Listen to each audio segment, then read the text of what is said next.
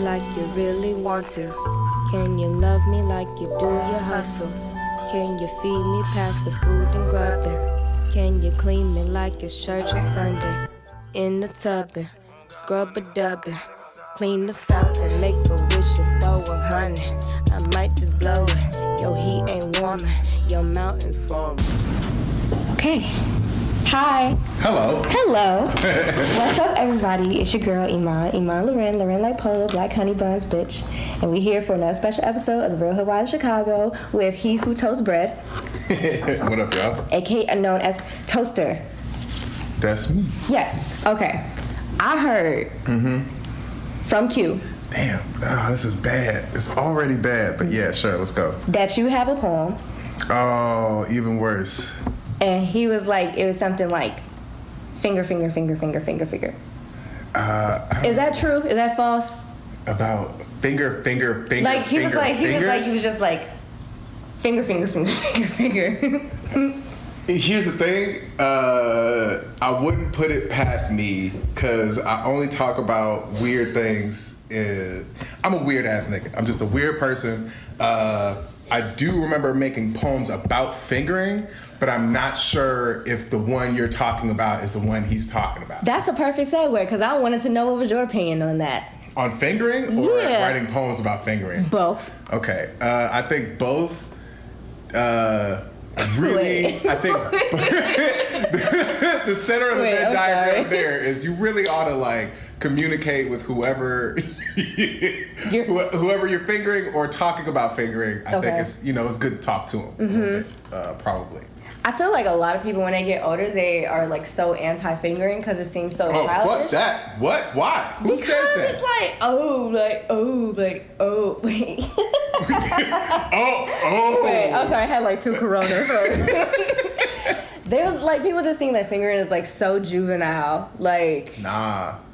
I don't know. I don't agree with that. I don't agree with that neither. I used to feel the same way about hand jobs, but I was a child when I thought that way. Wait. What's a way to make a hand job like romantic? If you make the awkward parts of a hand job less awkward, that's like a win in my book. You know what I'm saying? Like, for instance, a lot of people, I think, when they come in contact with a penis, first thing they want to do, I don't know why I thought I should say penis instead of, because I'm on the radio, so I was like, I'll say penis. I feel it. Wrong. I feel like we're on the same canter. So anyway, when you're holding the cock, you can't just be like dry stroking that motherfucker. You know what I'm saying? Like you need like some kind of. This is actually really good. See? This is actually and now you out here drinking Maker's Mark. Hold on. Oh, wait. We are on the roll. I fucks with you, Toast. Thank you so much for doing this again. Of course. Before I forget, this is a segment called What's Your Thought Juice? Dun-dun-dun. Apparently it's Makers. And this shit is hitting. It just makes you feel comfy. You know what I'm saying? I feel like people do funny shit when they're comfy. I like Makers. Okay. Yep. I don't know what that was. Okay. All right. So, like, what are like the do's and don'ts of like a hand job? Okay. You have a note. I swear to God. Actually, yeah. I'm gonna take notes. I'm gonna be like, hold on. Oh, that's the funniest No thing. dry hand. Oh my God. Yo, whenever you publish this notebook, I just need that notebook my like on my kitchen table. Just like maybe not kitchen table, but definitely like the front room. I got you. Okay, so hand job don'ts. I would say a lot of people they'll like do weird shit with their hands. I feel very inappropriate to. So there's like the twist and pull, right? There's like the slow stroke, right? There's the fast stroke. There's, you know what I'm saying, like motherfuckers who need a little bit more friction. Whatever, you know what I'm saying? That's cool. Here's the thing though, I think there's a certain point in every person's life where they interact with just somebody punching a dick and just like using a hand job as like the like a. Yeah, like they try to get ketchup out of a bottle or some shit. Oh that's a great. You know what I'm saying? That's a great image. And you know how you're like holding the ketchup real hard because you don't want to like drop the bottle, right? That's totally wrong. That was probably the most perfect analogy I've ever seen. I'll be working on it. Okay, but what if someone has like calluses though? If they have calluses, that might lube or something. You know, a glove. First of all, like, lube. I also grew up in clinics and shit. You know what I'm saying? So like, you just would like take the lube. A lot of what I know about sex is like square out of somebody's like, this will fit anybody type shit. You know what I'm saying? So, but lube though, I fucks with lube. Why? And here's the thing: is lube gross? Yes. Does it get weird and sticky? Definitely. But ultimately, every time it makes everything way smooth. It's like 5 seconds of this is kind of awkward, and then like, shit. But I don't have half the problems. I feel like lube just makes it more awkward. Like it's like you are not ready, so let's just get a little help. I don't want help. Here's my question. If somebody was about to interact with your genitals, right? Mm-hmm. And they just like hit you with the driest part of their body. Hell no. That's their hands. So in the same way... Oh, wait, so lube for a head... Okay. You know what I'm saying? Okay, lube for a head job, I don't think you need lube in sex. Some people do. Some people... I mean, shit. I don't have no problems with lube. I don't. I feel like lube is only for anal sex. See? That's where they... See? You wrong. You wrong. Am I? And I think it's easy to be wrong about that. Because if you get some tingly shit... Like some icy hot? Not even some icy... Well, basically. I'm not even gonna lie. It is... basically icy hot for the dick. But I'm saying like if you get like some with like mint or some shit in there, like the tingly shit, that telling you. And then on your end it's like, or on the sucky, sucker, whatever, you know, the person who is interacting with the dick. Sucker. Or hander. The hander. And receiver. Okay. Yeah, the receiver. Yeah, that's way easier. Gotcha. But I feel like if you're getting anything, if you have like a lube that is for that thing, way better.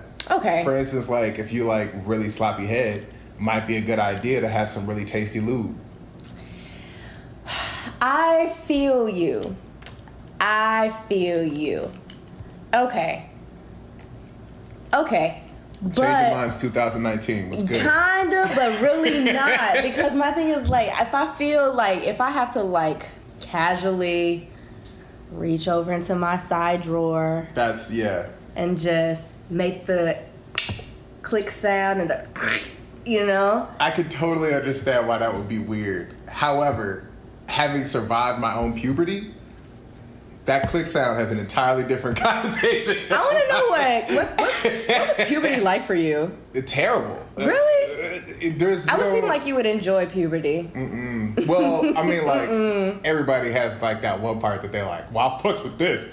But, like, I think, like, generally, most of my puberty was just, like, being a light-skinned fat kid in a private school. You know what I'm saying? So it was just, like, a lot of weird, I don't fit in, like, situation. So, like, I think by the time, like, I actually interacted with people in any way sexually or, like, on some dating shit even, just, like, on some, like, I want to kiss you. Like, I had a lot of time to think about it. Right. Up until that point. Right. You know?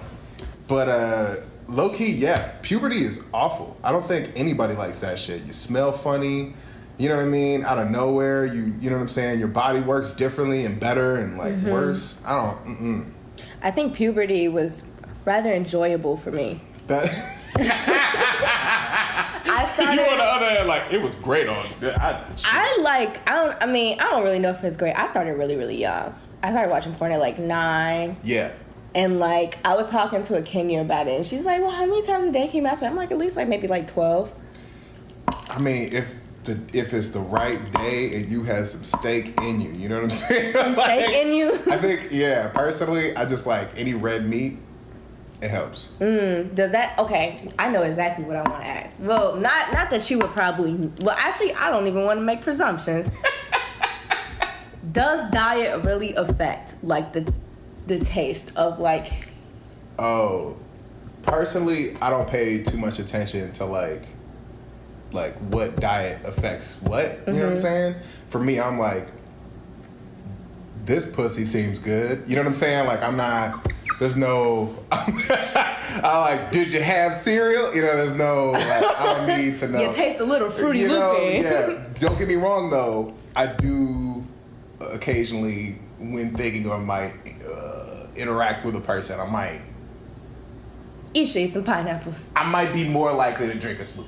Like I might, whether or not it's true. Oh, like a pineapple ginger. Just because there's pineapples in it, don't mean that that's the only fruit that. Actually, yes. Well, you're right. It is cranberries, supposedly. Apparently, yeah. Apparently, yeah. But so you are like probably one of the most like respectful dudes I know, who is like still hilarious. Like, how do you keep up with like? Because you're also a comedian. Well, like, why don't you just, like, give us a background of, like, who you are, what you do, et cetera, sure. et cetera. So I'm a poet. Mm-hmm. I'm an artist. I'm a teaching artist who teaches poetry. I've grown up in mainly free programming. So, like, all the after-school programs, all the camps, all the sports, like, that was huge for me. So a lot of what I do now is, like, continuing that, but also, like, making it available to students. And I think a large part of that is also like all the sex ed programs I didn't get in high school or grade school, I got like doing after school programs with like About Face Youth Theater through YCA. Mm-hmm. So like I was growing up just knowing shit other niggas did not know. Right. And other niggas knew shit that I definitely did not know. Mm-hmm. They knew from experience. I knew from like, this lady put a whole condom on her head. I assume there's no condom that don't fit me. Oh. You know what I'm saying? Like it just changes your perspective and shit. Imagine seeing that at Curie. You know what? Niggas might learn though. I really wanted sex ed classes, like sex ed classes she was seeing like Ferris Bueller or something like that. Yeah, just something that people would actually like pay attention to. And you also do like comedy and things like that, right? Yeah. So like, where did you learn to be like a safe space comedian? Is that even a thing? Oh man, I don't know. I have no idea. I think I would love for people to feel safe around my comedy or around me being humorous. Mm-hmm. I think I'm wrong all the time still, and I'm called out for it. And I think being willing to be called out is probably like, I don't know. I just think that's super duper important, especially just like if you consider yourself a straight dude or a cis dude in any way, definitely be wrong. Just be wrong all the time. And I think also like there are moments where I remember there was one poet in Berkeley who was like their first time on stage, and like they were doing this poem that was like basically a like "fuck you, man" poem. And I love those poems. They're so good. Like I mean, when people really get on it, you know what I'm saying? Yeah, those are my favorites. And like I wanted to stop them, but I didn't know like if I had the right. Yeah, exactly. So I was like, well, they went on for 7 minutes. Oh. In any slam, that's too much. Right. Right. So I was like, that's twice, other people in the slam. I got to think of everybody. So I start to get up to the stage.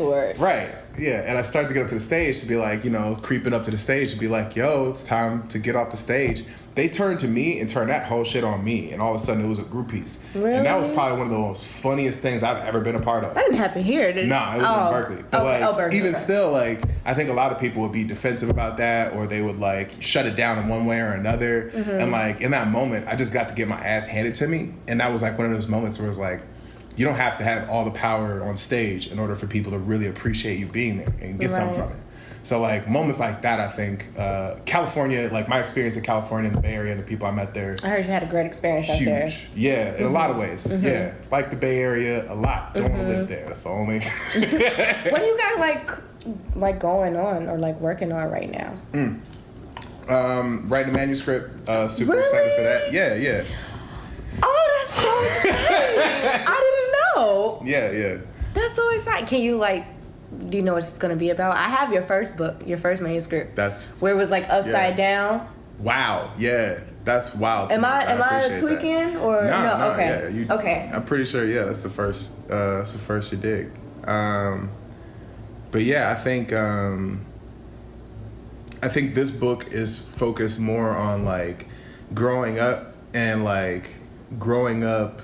I don't want to do the whole like I'm a mixed kid. This is my experience. Right. But I think like it's important to talk about like the idea of Black people specifically as entertainment and what kind of role like Black people play in like just like if you see like a white family go to a zoo versus a Black family go to a zoo or like a circus, like You know what I mean? There's a moment where everybody in the family, exactly, everybody, and it's not even on purpose. And I don't even know where that cringe came from. But I'm like, black people zoo light, circuit, And like the more I like research, the more I find more and more stuff where people are basically like, oh yeah, I was kidnapped post-slavery era to be a part of a zoo or to be a part of a circus. And it's like, that sounds like slavery though. Yeah. You know what I'm saying? Yeah. Especially when you think about the conditions that they had to live in, you know, and just equating that to, I had a poem about this like zookeeper who found this bat. I found a bat in my neighborhood because I used to live in Lincoln Park. I wrote this poem about a zookeeper who found a bat. Well, I found the bat. Right, I found the bat. Okay. You know what I'm saying?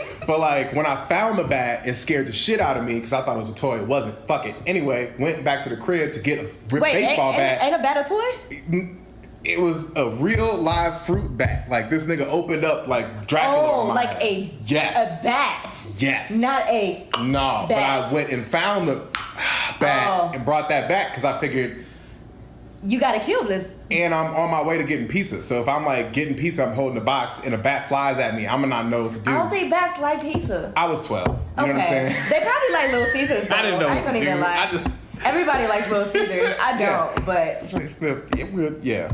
But long story short, by the time I got back to the bat, there was a zookeeper there putting the bat in a cage. Oh, like animal control. Yeah. And he was like, yeah, I know. They always seem so scary when they're out of place. And I thought he said when they're out of cage. But then I thought like how similar those words were. And even as like a preteen, I was just like, this is fucked up low key. Like, you know what I mean? And I think most of the book kind of travels through those lines. Like what it is to be behind bars. Do you need bars to be in prison? In what ways are we in prison on stage? What is it like to like be the show and be witnessing the show? So I think that's mainly what I'm working with, and I think a lot of that has to do with race as well. Do you feel like there's ever like, I'm pretty sure, well, I don't know, but I'm assuming like as a cishet male, I just want to put that out there. I'm assuming as a cishet male, like there's like things that you just like stay away from. What do you mean? Like even as a comedian, maybe like, and maybe or like even as our entertainment, maybe this is where we go there. Like, but I don't know how you first person felt about the Dave Chappelle shit. But I would love to talk about. Would you really? I would really love to talk about. Would you really? Let's talk about that. What were your thoughts? I tried real hard, and I think because I really haven't had these conversations with anybody, especially on here. Like, it's rough because I think like in the same way that like I mean I'm gonna be honest, as somebody who grew up looking at comedy as my way out, you know what I mean? Like way out meaning like of myself. So not even like access to the other world or it was just money. like this is how I can be myself in public and have an identity. You know what I mean? So like looking at people like Richard Pryor and Bill Cosby and like Dave Chappelle, and then to, you know, later go back and listen to Richard Pryor and like be like, oh, you shot your wife's car a lot. Oh, you Richard Pryor shot. Got jokes about it, yeah. So he like was Pam Grier his wife? I don't know, but I do know that he's the reason she can't have kids. That is true. Because he did a lot of cocaine on her. From what I've heard, yeah. And I think like, and I actually looked that shit up too. I did too. I was like, God damn.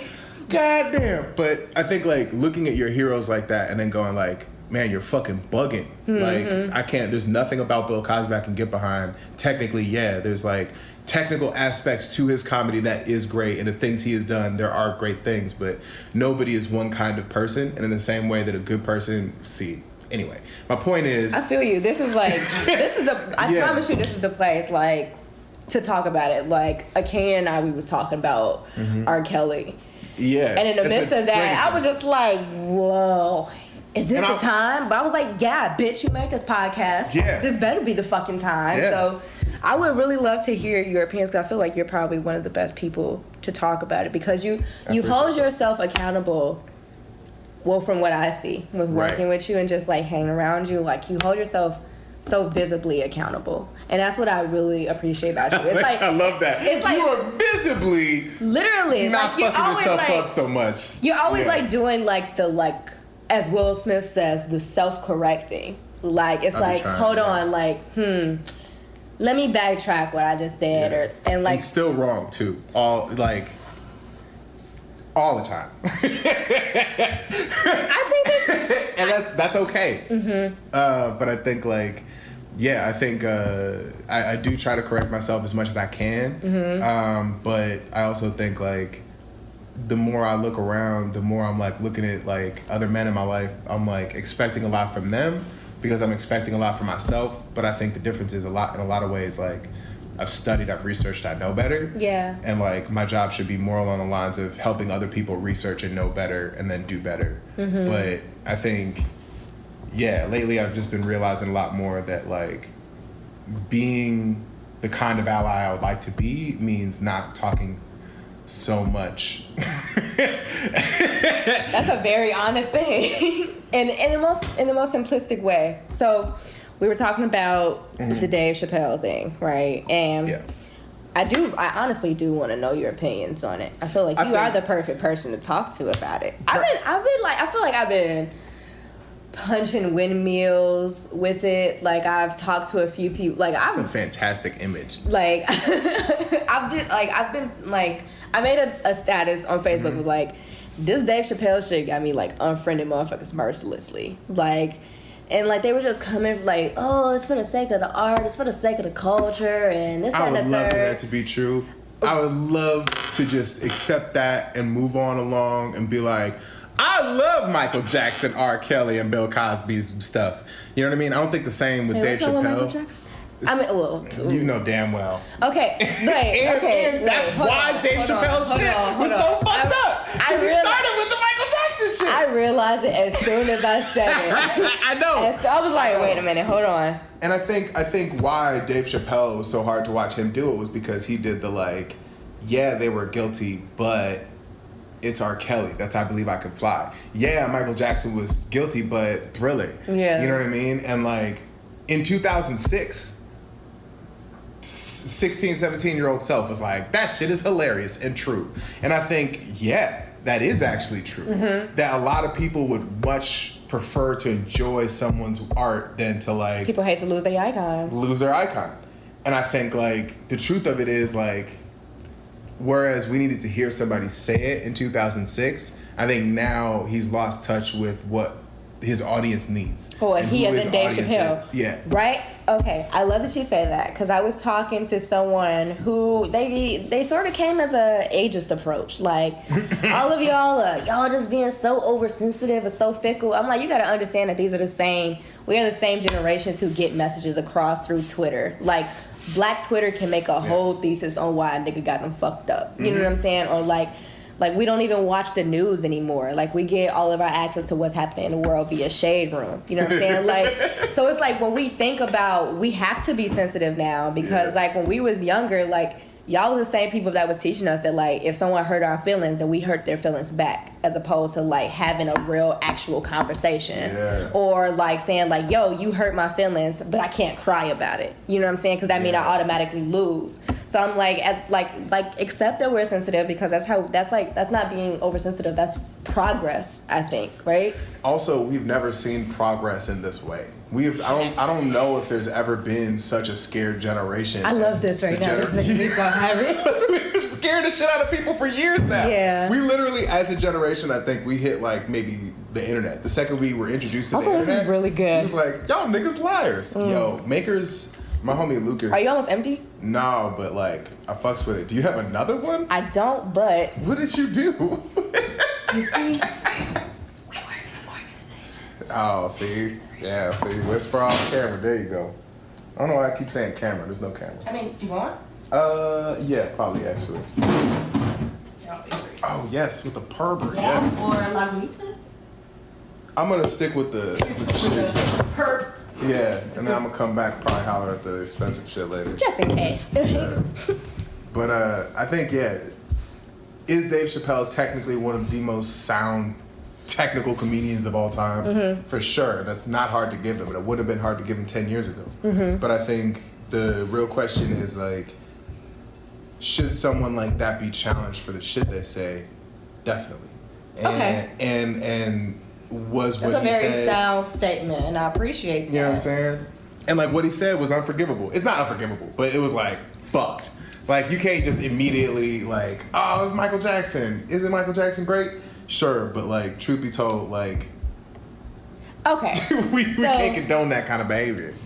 Here's how I'm also seeing it too. Mm-hmm. Right? Like, if you don't mind my asking, how old are you?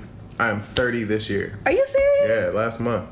You're a Leo, right? Whole ass Leo. Yeah. Happy belated birthday. I'm mad I wasn't invited to your birthday party. Actually, you did invite me to your birthday. And I did. Yes. That's got to be the only time I did and remembered and got to rub it in. But you was. I'm gonna send you the invite. I'm gonna send you the information. It's okay though. No. But I literally had so much fun at your house. The other time, yeah, that was so much fun. Yeah, we'll have to do that again. Yeah, and thank you also for just always extending branches to me to getting to know me. It took a process, but I feel like I'm very grateful for you to always being willing to get to know me. That means a lot to me. Super worth it on this end. Yeah. Thank you. Okay, so. What I was saying is that I feel like age does play a factor. For sure. Because when I was talking to someone about it, like with the Dave Chappelle personally, I didn't realize how much of a important person Dave Chappelle was to, I guess, quote unquote, millennials. Yeah. Especially for a black person, right? Okay. And I'm only saying like that because in my head I'm like, I want to be like, he ain't that important to me, but yeah, he is.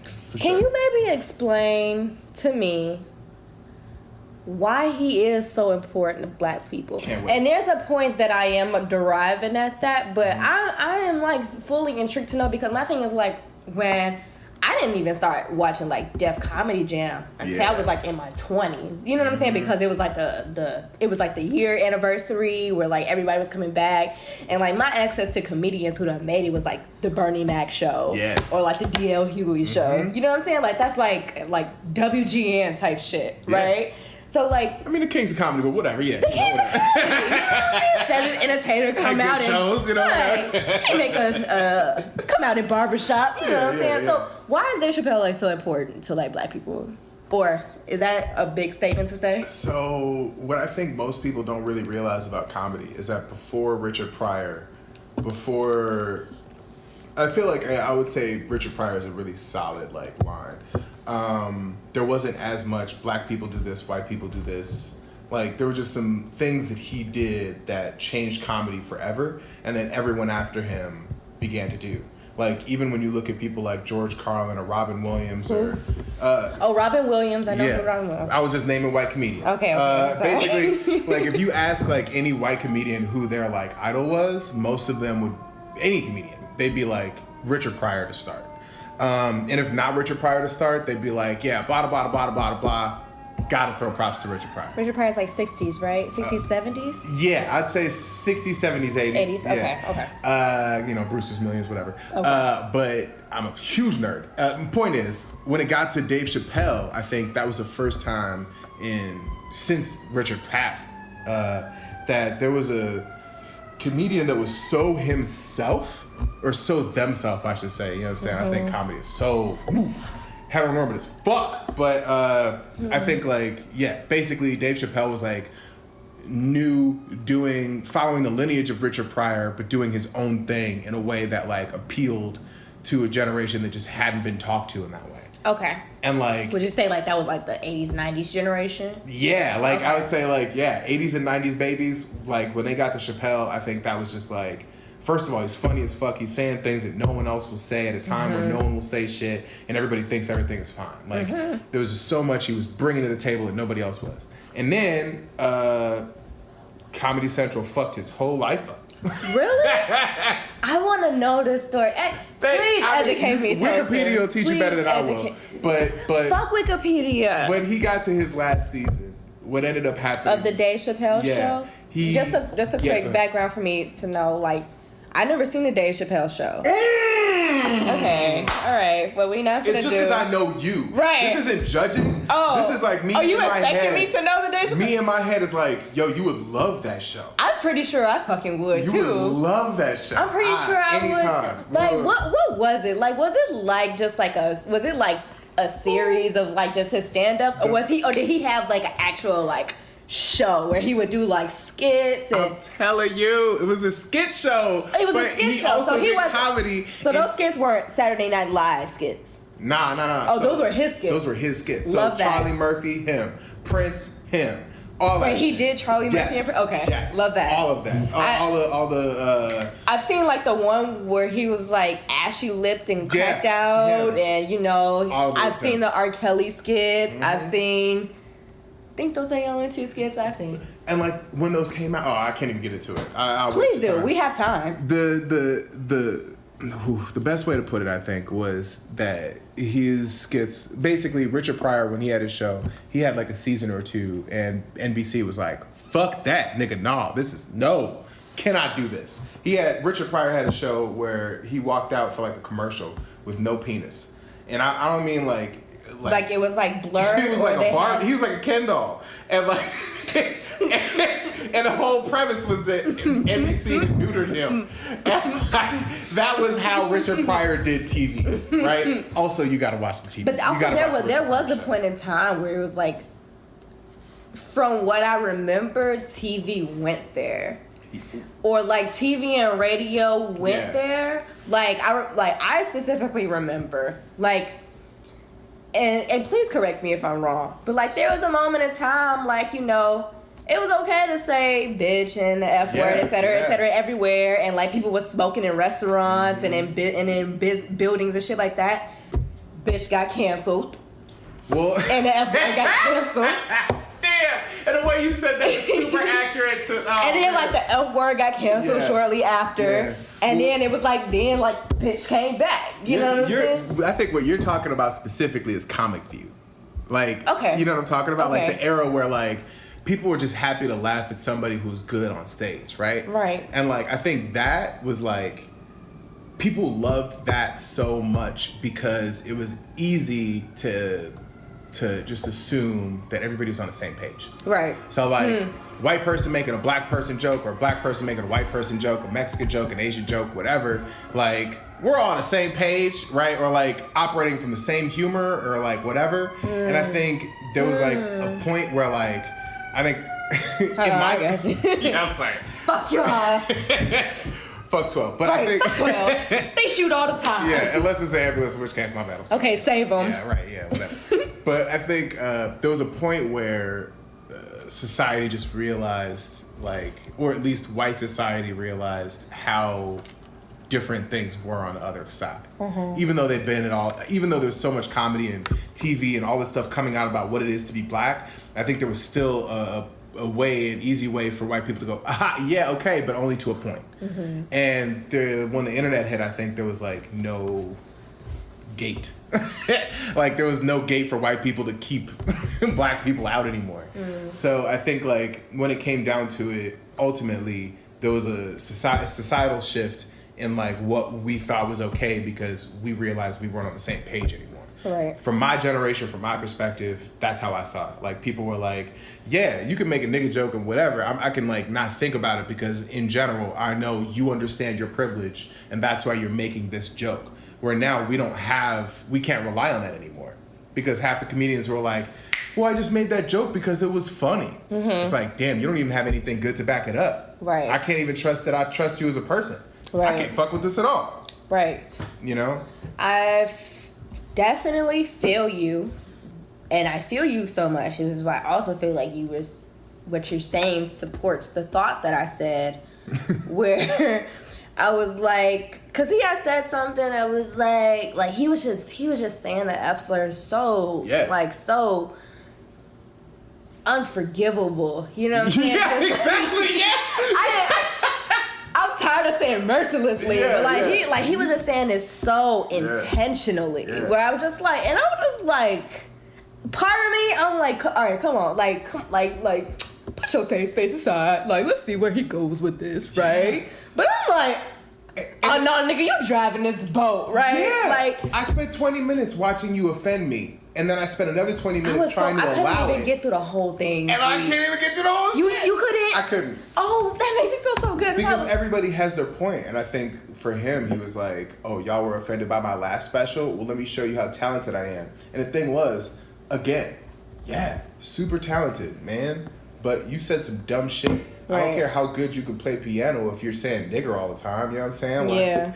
What was with that whole thing with, like, the history of him not being able to say, like, nigger or something? Because, like, even, like, with whatever statement he has said, I'm like, the bottom line is that, like, if you, like, are actually educating yourself, like, at that point you seem uneducated. Or, like, you're not interested in being educated. Like, there's something called reclaiming symbols of oppression. You know what I'm saying? Like, you can reclaim nigger if you want that for yourself, if you don't want that for yourself. But I'm like, you are a cishet male. That is not your place to, like, to say it. Like, you can't, like, I mean, am I tweaking? Like, not at all. Okay. And I think the best way to put it is that, like, everybody thinks that Richard Pryor, I'm sorry, I always bring it back to Richard Pryor. You can. But everybody thinks that Richard Pryor in one way or another, right? What they don't realize about Richard Pryor was that nigga grew up in a brothel. Like, he only knew truth. That's it. Only knew what? Truth. Oh, truth. I thought you said truth. I'm like... Troops. No, I'm like, those he only knew Fruit Loops. That's it. Those exist in brothels too. But when you talk about, like, watching... Honestly, I would love to grow up in a brothel. You say that, but, like, he had many jokes in the 50s talk about, like, watching his mom trick. You know what I'm saying? Oh, wait. Maybe, well... And that's a lot. You know what I'm saying? Brothels in the sense of a... Like, his family ran a prostitution house. Okay. Yes. His in family Peoria, ran. Illinois. Yeah. Richard Pryor from Illinois? Yes, he is. Yes, he is. So, like, you look at, like, you listen to his comedy and you realize, like, wait, this is for real. Like, this shit happened. Like, all the things he's saying, like, there's truth in it that isn't available in other comics. Mm-hmm. Most other comics, there's, like, a veil. You know what I mean? Right. Like, Robin Williams is telling a joke as the G, as somebody, as whatever, right? Louis C.K. is telling a joke as... Louis C.K. was a comedian? I don't even want to... I thought he was a writer. I got so many things to say about him, yeah. I thought he was a writer. No, and actually, when you said, like, you were watching Dave Chappelle and you were watching him use the F word so often that it affected you and, like, you couldn't continue, my mom got me these free tickets to see Louis C.K. Hannibal Buress opened up for him. And Hannibal Buress just... He's from Chicago. Yeah. And he just put, put Bill Cosby on blast because he was like... So the whole thing that started with Bill Cosby, Hannibal Buress was like, why is nobody talking about the fact that he was raping all these women in the 80s? Like, I just find that crazy. Yeah. And then... That sounds like Vince Staples. And it came right back and people were like, that is crazy. And then people started to look into it. That sounds exactly like what Vince Staples did. You know what I'm saying? Vince Staples was like the first rapper to actually say, like, R. Kelly is trash. Like, he did some interview at Coachella, and I think they were talking about something that he could, like, potentially go away for. He was like, I'm gonna be good. Like, R. Kelly's still out here, like, pissing on people and fuck little girls, and y'all still supporting him. Like, he's like, that was like a first pivotal moment. So, like, I didn't know. Yeah. And Hannibal Buress was very similar in the way he did it. Like, it was like a joke, but he was also very real, like... Very intentional. Nigga, you know what I'm saying? Yeah. So, like, he got off stage, right? Louis C.K. comes on stage, and the first thing he wants to do is do nigger jokes. Nigger jokes. Hard R jokes. Louis C.K. is white, I'm assuming. And apparently Mexican and some... But, like... Yeah, I still have a feeling about that. You know what I'm saying? Like, when you're white passing on a stage in a room full of people you know to be white... Let's talk about that skin privilege. Don't do that. You know what I'm saying? I feel bad saying nigga half the time. You know what I'm saying? like, what are you doing on stage? And I was sitting there in a room, and I was like in a comfy seat. Like, it was a nice cushion VIP shit at the Chicago Theater. I was like, oh, you was I was in there. I was, hey, I'm like, my icon. And then all of a sudden, like, this person I was really excited to see is just dropping M-bombs in my face in a room full of people who are agreeing with him. You know what I'm saying? I'm just laughing at it. As much as I'm like watching the Chappelle show, it kind of makes me cold a little. But you feel me? I do. I really, truly do. Like you watch like this Dave Chappelle show, and you're like, I really want to. I'm trying so hard to fuck with you, but you're not. That was the other thing. Everybody's trying to be Richard Pryor, and what I'm saying by that is that Richard Pryor had a very visceral understanding of race and he had a very visceral understanding of the shit he was talking about. So when he was talking about like fucking, down to fucking, you know what I'm saying? His perspective on sex comparatively to anybody else is different. Yeah. He experienced it different. He did. You know what I'm saying? He did. So, but the difference is most people want to look or sound as courageous or wonderful or funny or as when amazing as Richard Pryor, but that's not your life. And the difference here is that, like, what it come down to. There was like decades of people trying to be Richard Pryor and Richard Pryor having to be there. You know what I'm saying? Just like, whatever, nigga. And then here comes Dave Chappelle, who understands Richard Pryor, understands his technique, understands the comedy, understands where he's coming from and what he's doing. But then the one thing he doesn't understand is that, like, Richard Pryor also did Wattstacks. What's Wattstacks? Let me tell you. Can you? So I love this. I'm so happy that you are doing this episode. Hey, I didn't expect to nerd out this much. I'm down. Honestly, like, when I first started this podcast, I was like, I wonder who I can get. Yeah. And I was so nervous to ask you. Like, I was so nervous to ask you. I was happy to. Once you said yeah, I was like, hell yeah. Oh my gosh. This is probably one of my most favorite. I love conversations that are so fluid. Like, if you see me taking notes, I'm going to the studio right after this. That's to like know. This is so I know where to like edit and put sound effects, et cetera, et cetera. But like, I'm super happy to be having this conversation with you. Yeah, me too. This was great. Yeah. Okay. So like, what I was thinking, I personally really want to do stand-up comedy. Yeah. I feel like I'm gonna be funny, right? I don't really know how to write jokes in a sense of a punchline, but my thing is, like, white people love me, like, and they love when I make them uncomfortable. Funny. You know what I'm saying? But like, I'll really just like tell them like my whole jokes and like how I get money and like, you know. The easiest advice I could give someone like you is that white people love hot Cheetos. Right? I feel like I understand what you mean, but I don't. So I'll start there. Like, think about who made hot Cheetos. I don't know. White people, probably, right? But they can't stand spice. Right, but they make shit like that, like Newports. You know what I'm saying? They make Newports. But they smoke American Spirit. But they sell them to us, right? I love the billboards in our neighborhood, but they be making. You are a genius at analogy. But here's the thing, though. This is my favorite part. I'm gonna bring it all home. Go ahead. The thing about it is, white people will sell shit to black neighborhoods. Black people will make that shit cool, and then white people will be like, "Hold on, I love KFC." You know what I'm saying? Wait, I want to be a part of it. Wait, what about a Popeyes? Yeah, exactly. We'll put one right there. So when you think about, like, personally, what I'm thinking is, like, when you think in terms of like having to write your own jokes, right? You're just funny. You know you're funny. You think I'm funny? Yeah. Thank you. And that's easy to say. That's no sweat off my back saying you funny as hell. Thank you. And I appreciate it. No, that means a lot coming from you. Because I think I'm funny. Like, you funny as hell. I love making myself. And it's not just your writing either, which you are very strong at. I think it's also that, like, the way you command a crowd, you know what I'm saying? Like, wordplay, you got them motherfuckers on a, you know what I'm saying? Like, whatever you need. And I think the more you talk from yourself as yourself, niggas love it. And white people are, like, just trying to figure out how they can get into that. So, like, in terms of, like, writing your own jokes, if you want, but, like, personally, niggas gonna fuck with you regardless. Niggas already fuck with you. Mm-hmm. So, like, in terms of, like, getting big or getting money, those are separate, and I think you can do both if you'd like. Does that make sense? You said some real ass shit, actually. So, like, I think getting money is like... No, hold on, I'm meditating. I'm meditating right now. Out here marinating. I just had an audition today, so I'm like, I mean... That's some super real ass shit. Do I want to be big or do I want to get money? That's some real ass shit. Oh my fucking God. When you think about it. Oh my God. Like, and I've been coming to that too, where I'm like, well, I have to do this, and then I introduce it to white people, right? I'm still marinating. Why?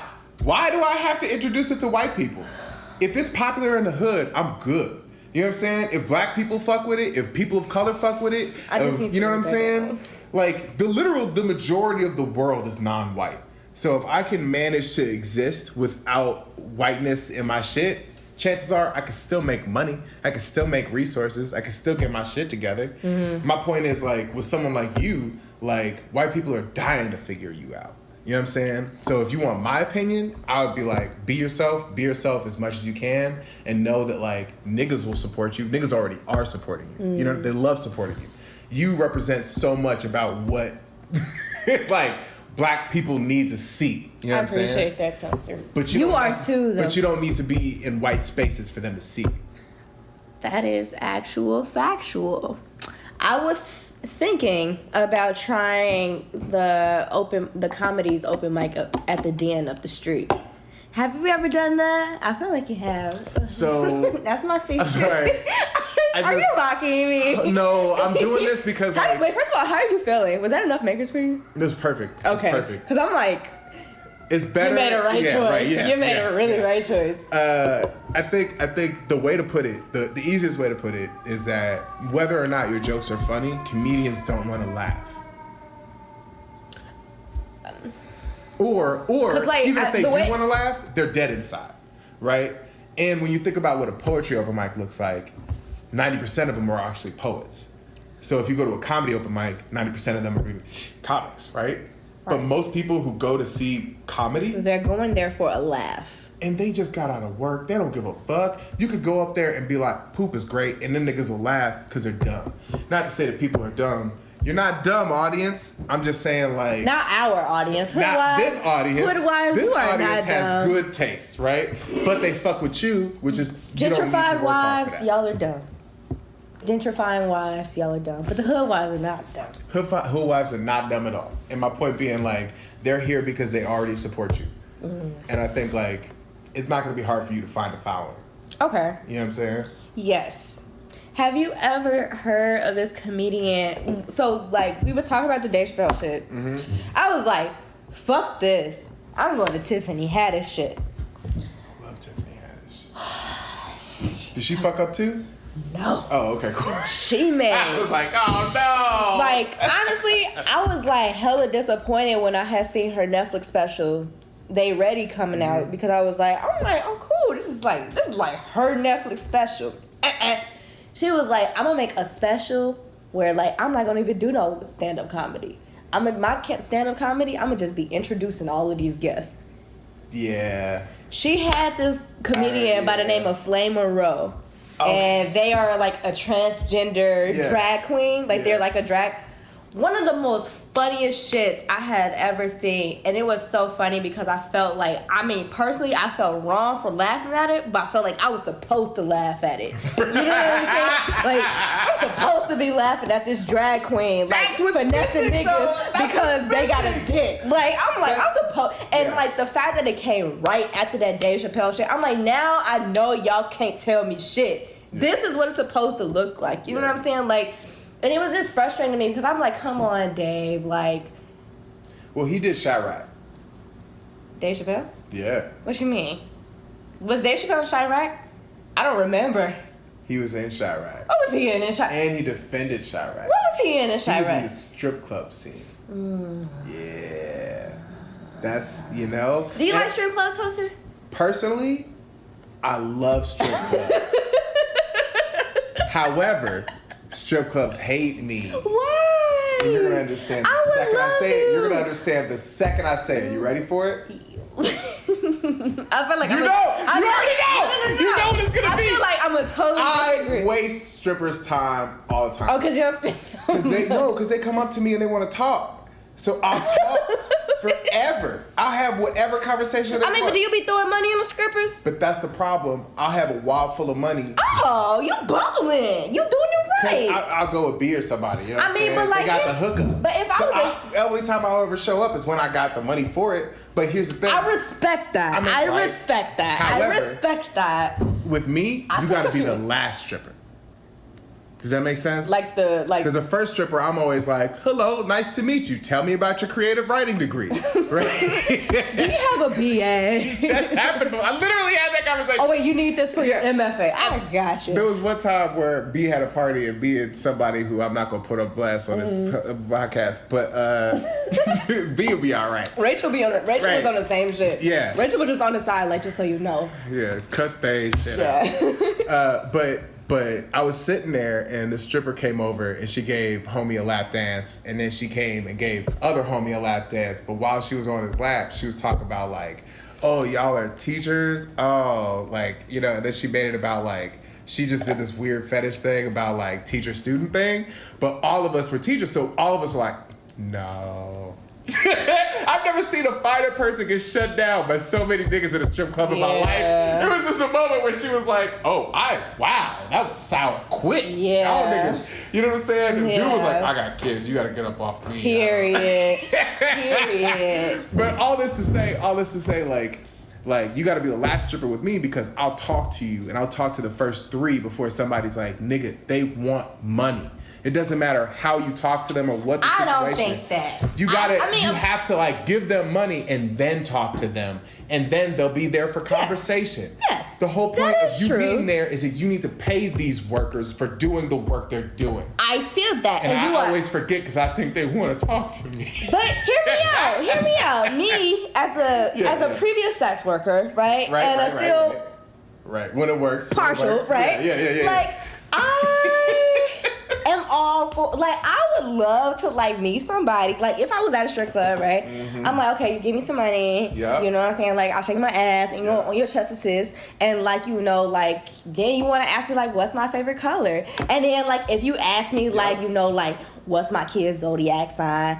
I might give you a blowjob in the midst of that. You know what I'm saying? I'm like, wow, you really care, right? Well, here's the thing. Even though you probably don't, I'm just like, this makes me feel good for tonight. My homie Lucas, I don't know if you've ever met Lucas, but that nigga was born to be in strip clubs. Like, he's one of my favorite people in the whole world. I know a few people that was born to be in strip clubs. He's just so good at knowing where the boundary is and respecting that boundary and like the coolest. Anyway, I'm gonna leave him alone, but that's like one of my like OG best friends forever, ever. But every time I go to a strip club, I end up there early, and he shows up late with singles of real money, as opposed to stripper club money, right? You show up at 10 a.m., at 10 p.m. Right. I'll be there at 10, he'll be there at 12, buying drinks and, like, pouring money on strippers, right? He makes it easy. It makes sense to him, whereas for me, I'm just like, I would like to meet friends. So, like, what's your dream stripper? My dream stripper? Because I don't even. All right, let me tell you. I don't even know. Can I share a story with you? I have no idea. Can I share a story with you? Daily. I'm sorry. That's a different. Yeah, go ahead. I'm gonna think while you. So I was like fucking with my homies, like 406 shit. Right. And one of our homies, we felt like he was trying to get finesse and finagle by like some like white execs from like Netflix. You know what I'm saying? Like that. So we like, I'm like, I already seen it. I'm like, they finna take him to these strip clubs, ball out on them, show him the way of life, and you know what I'm saying? Like, you feel me? Okay, so I don't feel like I gotta say artists know, but other artists don't know. Right, and I'm like, he's like, bro, I already know that. I'm like, you really don't though, because I bet you after this shit, you finna switch up. Like, that shit finna go straight to your head. Like, you supposed to be like milking that shit, finesse and finagle, bring that shit back to yourself, to your family, then the homies. You know what I'm saying? That's how you get trans comedians on Tiffany Haddish's show. You know what I'm saying? Like my fucking nigga. Period, bro. You get the money, you bring it back to the hood. You get the money, you bring it back to the hood. So whole time I'm so glad you said it because I'm like, are we tweaking right now? I'm like, no, like I'm like, we just need to like make sure that he like constantly sees our faces, so like he know like what's up. Mission failed, mission to boot or whatever. I went to 2 strip clubs that one night, and this is my first time ever going to a strip club, and I was not impressed. Which strip club you go to? Child, I went to the fucking Factory. Bleep, bleep. Yeah. And what's the other one? Red Diamond. Oh, really? The one in... You said in Chicago? Two South Chicago. Oh. One of them got shot up. Yeah, and the other one closed down early. And I'm just like, and I was just looking, I was like, I really wanted to be supportive.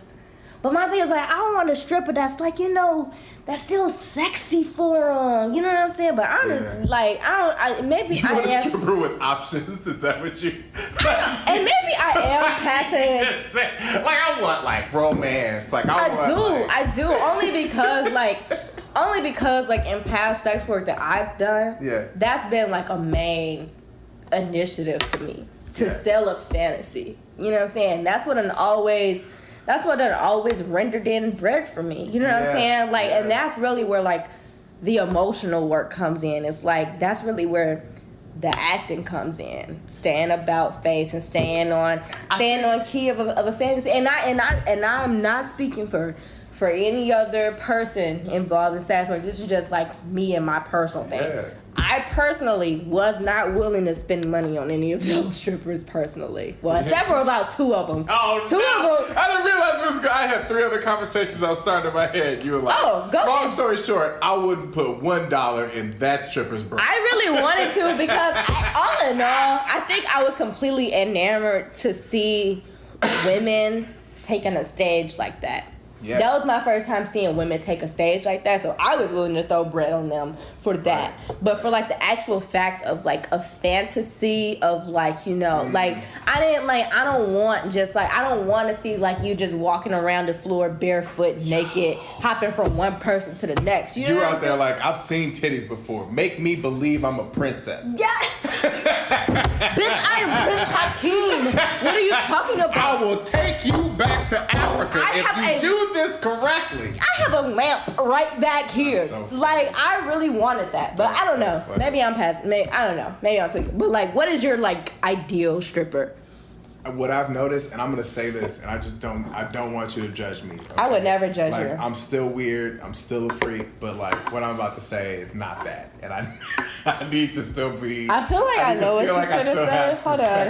I just want to kill. I'm gonna have to preface it. I'm actually really excited because like I feel like in my mind I feel like you finna paint a picture of like a Velma type of bitch. No, but I mean, don't get me wrong. Like I fucked with Velma. I fucked with Velma. Always. Once I see Velma on Pornhub, it was a wrap. I was like, yep. She didn't even need to be. She really did it though. I'm like, oh, your fucking turtleneck. Right. Your thigh high. Smart as hell. Smart as hell. Sharp ass glasses. Why do I give a fuck about glasses? Bitch, what the fuck? Why are you wearing a skirt with a turtleneck? What the fuck?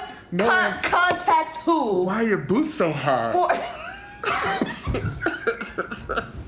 Yeah, I know a lot about Velma and Christina Ricci. I'm gonna move on. My point Christina is Ricci. The short that played Velma. Yeah. Wait, do you not? So, have you seen Addams Family? Right. Yeah. You remember the little girl in Addams Family?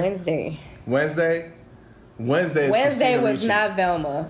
No, never. In any case, I was just telling you the 2 crushes I had as a teenager. I'm moving on. So they have no correlation. Actually, whatsoever. That shit is really, really hot though. That's possibly my dream shorty too. I'd really rather not. That's my dream shorty too. I'm watching you like that's do my the dream lineage. shorty You're too. like, wait, and then she was in that one movie. Oh, she got Black Snake Mold. Oh, wait. Hold on. No, that's my dream shorty too. Yeah, no, there's a mixture of Velma and Wednesday. That would if I mean an older Wednesday. Right? Yeah, obviously. Yeah, I got you. I got ourselves bro. on that. We're not going. I got you, bro. Right. But all this to say, my personal stripper fantasy person would be somebody who can like if the person's fine, that would be great. You know what I'm saying? But if somebody can talk me out of my own awkward dumb shit, does that make I remember I went to the first time I went to a strip club.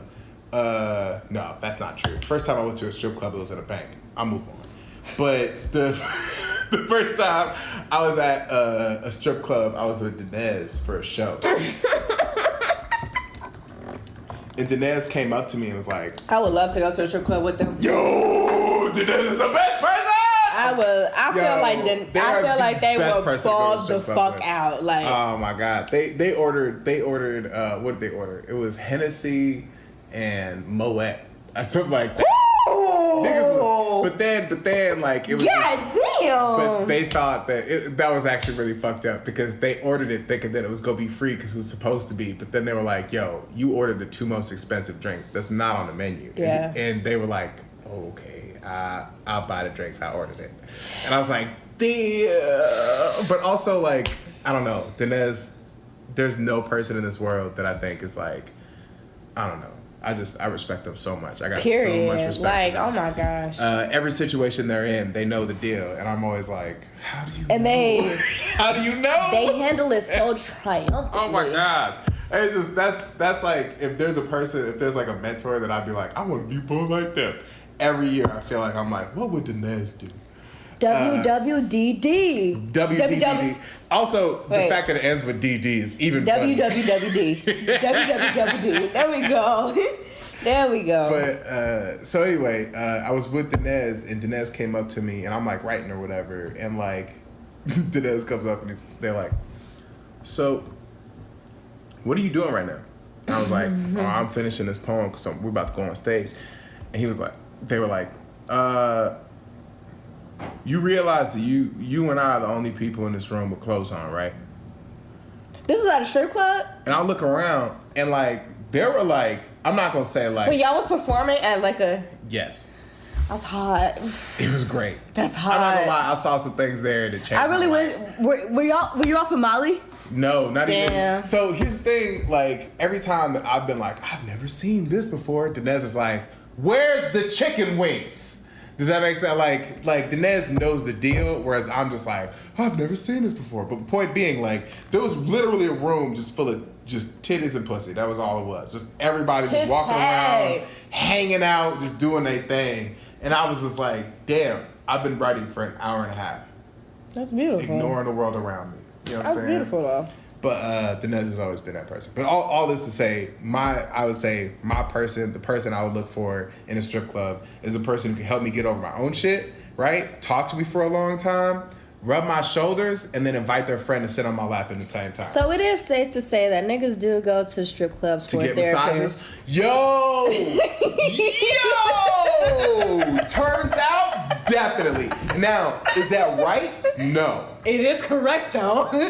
Is it correct? Definitely. Yes.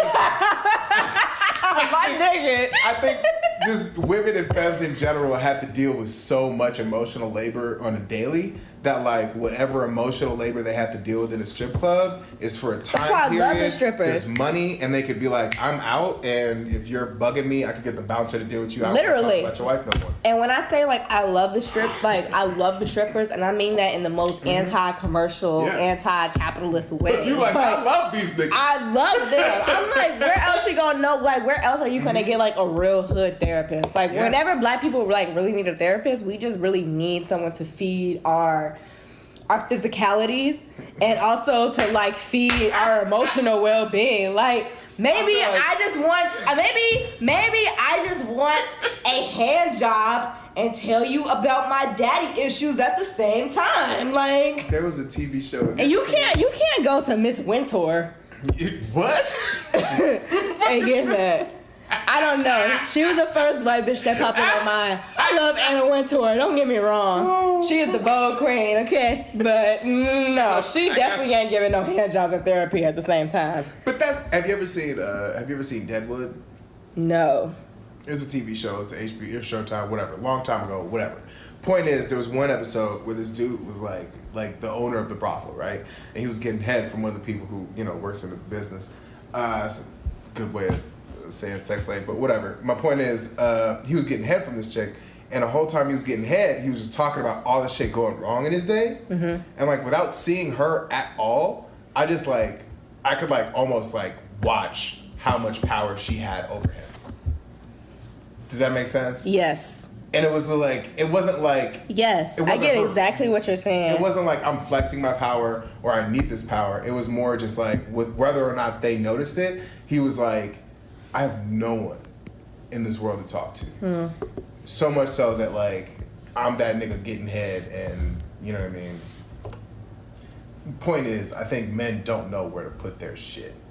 So a lot of times it comes down to the person who's willing to touch them is the person that they're like, this is how I feel.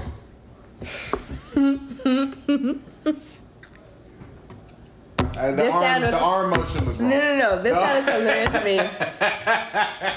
Because that's always the sound I imagine what a dick sounds like when it gets popped on a table. You'd hope, right? That's what I feel like. Everybody wants a big dick. Nobody wants a big dick. I really wanted to talk to you about that, but I didn't know if he was gonna go there. Everybody wants I a big have dick. a speculation that I hope you find. Okay, can I just? We'll find out. Yeah. Okay, I have a speculation that you have a because you are so big and tall. I would just love it if you told all the listeners that you have on this podcast that I have the perfect penis, whether or not you know it. I just would like. I mean, I don't. Everyone else in the world, if you are listening, my dick is perfect. Everything about it is great. My nigga. You can just go ahead and Google it. Really? No. Oh. I am discreet with my dick pics, all right? It is request only, and I need to know that you got security on that shit. I'm playing, but I'm serious. AKA Cash App, Venmo, or Zelle. Nah, I think there was actually one lady who I was shooting pool with, and my homie was sitting on my lap. Because I'm like really, like, I don't know, like I was a theater kid growing up, so I just like real physical with my female friends. Female, oof. Check myself. Gotta check myself. I feel you. Gotta check myself. Sorry. Oh my gosh, it's 10 o'clock. My studio session's now. Never mind. My bad. No, you're good. But, I mean, you can finish the story. Right. What I'm saying was like the person who was teaching me pool, like I was on a team with them. They like sat down next to me one day, and their husband was shooting, and they were like, you know, you got big shoes. You're tall. You're this. You're that. This, that, the other. And then I watched her do algebra for a second in her head. She was like, you probably got this kind of dick. And she guessed it correctly, and it was creepy as fuck. You remember my dick philosophy? That person, I don't know. Yes. I think I actually saved that poem. Was I completely incorrect? Ooh. I feel like I was partial. I done did a few dicks, okay? Like, I mean, I don't think you were wrong at all. Okay. I think the thing is that, like, here's the thing. Wrong is different than accurate. Absolutely. Or, sorry. Right is different from accurate. Right and correct are two different things. So I think, like, when reading that poem, I think everybody at the table was like, well, I know that nigga. Oh, okay. You know what I'm saying? So, like, it was correct. It was right. But, like, as far as, like, accuracy, it wasn't correct. I don't know the size of every dick on this planet, but it seemed like if I were to put my money in a place, that would be a bet I would definitely. That's very confident to know. I would really love if you could edit that piece for me personally. Yep. But okay. I have that piece at my crib. Okay, look, where can we find you at? What you got going on, etc., etc., etc. Well, first and foremost, you can follow me. It's terrible lead in, but Big Kid Slam. Oh God! Look, y'all. Whoever's listening. Me and my friend Rachel spent years putting together this poetry slam that we're really proud of. Rachel's book release party is coming out this Friday. Which is also super duper important. More important, I would say. Even a Saints audition available on Button Poetry now. And if you follow Button Poetry on their email, you can get $5 off on your book right now. Wow, you know the finesse everywhere. You out here. I sure can.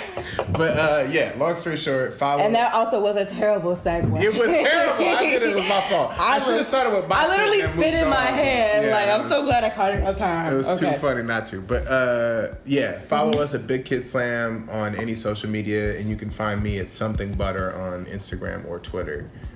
Bow. Boom. And anything that you want us to be on the lookout for? Definitely be on the lookout for Rachel's new book, even the Saints audition. Definitely be on the lookout for the Slap Show coming to Young Chicago Authors in October. I'm doing that too. Oh, you're doing it too? It's gonna be fun as hell. I got posters. Let me know, whatever you need. Can you help me? Yeah. Okay, cool. Because I really only like to draw anime characters. That's okay. If I you love look at half the things that they post, it's like niggas drawing anime characters. And the person who, like, I think Kara's probably the only person who's seen my visual art. That's not true. You're a lot more. See, what you classify as visual art is not necessarily all the visual art you have to offer. Does that make sense? Yeah. Like, you're like, you see me draw a thing, right? But there's also, like, the modeling shit you do, as well as the photography, as well as the fashion shit you do. You made a whole ass dress out of backwoods, my Thank nigga. you. Like, I that's appreciate visual that. art. Thank you. You can't deny that. Thank you. That's just what it is. That makes me feel really good. It's just true. But you made a whole ass dress out of backwoods! I'm not gonna lie, that made me feel really sweet. I was like, like, what, 2 years? I don't even know how long ago that was. It was okay. Yeah. I'm trying to make. I don't know Jamila. I'm making Jamila a do-rag. That's yo. Oh my god. It's so hard. I cry at the sight. I'm gonna make you something. Oh, it's beautiful. Oh, I should make you like a panel for your show. Like I'm gonna make like a toaster out of the Wonder Bread labels. Whatever you're thinking, I'll wear it at least once. And that's if it's embarrassing. If it's embarrassing, I'll still wear it at least once. But if it's flea, I'm gonna get you a fit. I wear it. Like at first I thought the way you did your hands, I thought you were gonna say a corset, and I was like, I'll wear it once. I'm sorry, I don't think it will fit you, babe. I don't think so either. I got titties on me. People don't know. I love it. I got cups, you know what I'm saying? Like, little A's. People love it too. It's weird how much people You like love your nipples licked? Well, I don't think it's wrong to like your nipples licked. Yeah, I like my As a man? Yeah, I love it. Well, here's the thing. I don't like my nipples licked. I like my nipples bitten. Ooh. Does that make sense? It makes too much You know what I'm sense. saying? It makes There's too a much. difference. It makes too much sense. Okay. Yeah, okay. women always understand. All right. Well, thank you, Toaster, for joining me for another episode of Real Hoodwives Chicago. This is such a great episode. Yeah, thanks for having me. Thank you so much. So we will be on the lookout for everything. But you all have tuned in for another episode of the Real Hoodwives Chicago, a real show with hot sauce. Can't have no Bow, bow, mommy, bow. no, not your mommy, and use a poppy. You found your hobby, how about that? Running up, you just the runners up. Got cherries and blossoms and buttercups. No chocolate and pussy is honey nut. I'll climb you like trees, don't fall for the breeze. Just stay on your limbs, but niggas will leave. They blow in the breeze.